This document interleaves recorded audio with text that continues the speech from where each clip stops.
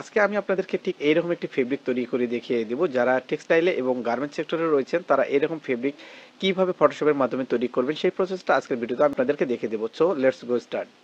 তো ফেব্রিকটা তৈরি করার জন্য আমরা আমাদের সবার আগে ফটোশপটা ওপেন করে নেব। ওপেন করার পরে এখান থেকে নিউ ফাইলে গিয়ে আমরা যে কোনো একটি এখান থেকে পেজ সিলেক্ট করে আমরা ক্রিয়েটে ক্লিক করে দেবো।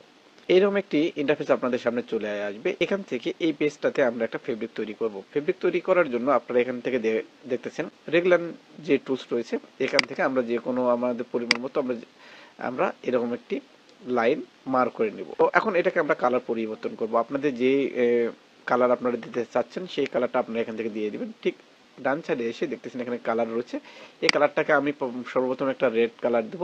এরপরে আবার এখান থেকে আমি আরো 2 থেকে 3টা আমি এখান থেকে একটা রেক্ট্যাঙ্গেল নিয়ে নেব।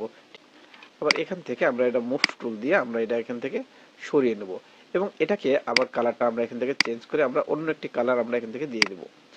ঠিক একই নিয়মে আরেকটি আমরা লাইন টেনে নেব। এখানে আমরা এই লাইনটাকে আমরা একটু ছোট করে দিচ্ছি।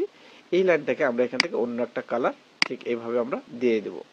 ওকে, হয়ে গেল আমাদের 3টা রেড অ্যাঙ্গেল। আপনার চাইলে আরো অনেকগুলো রেড অ্যাঙ্গেল আপনারা এখান থেকে তৈরি করে নিতে পারেন। এখন এখান থেকে আমরা এটাকে ক্রপ করে নেব। আমাদের যতটুকু প্রয়োজন আমরা ঠিক এখান থেকে আমরা সিলেক্ট করে আমরা এখান থেকে দিয়ে আমরা ইন্টারে ক্লিক করে দেব। ওকে, হয়ে গেল আমাদের একটা প্যাটার্ন তৈরি করা।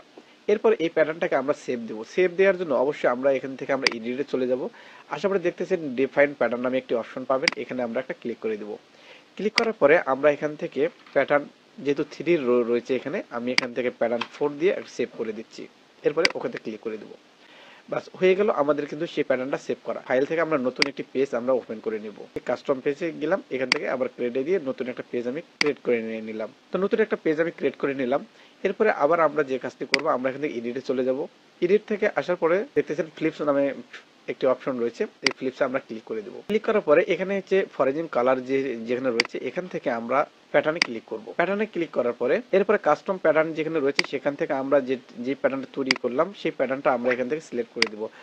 ওকে, এরপরে কিছুক্ষণ ওয়েট করলেই দেখবেন যে আমাদের ফুল পেজে কিন্তু আমাদের সেই প্যাটার্নটা কিন্তু চলে আসবে।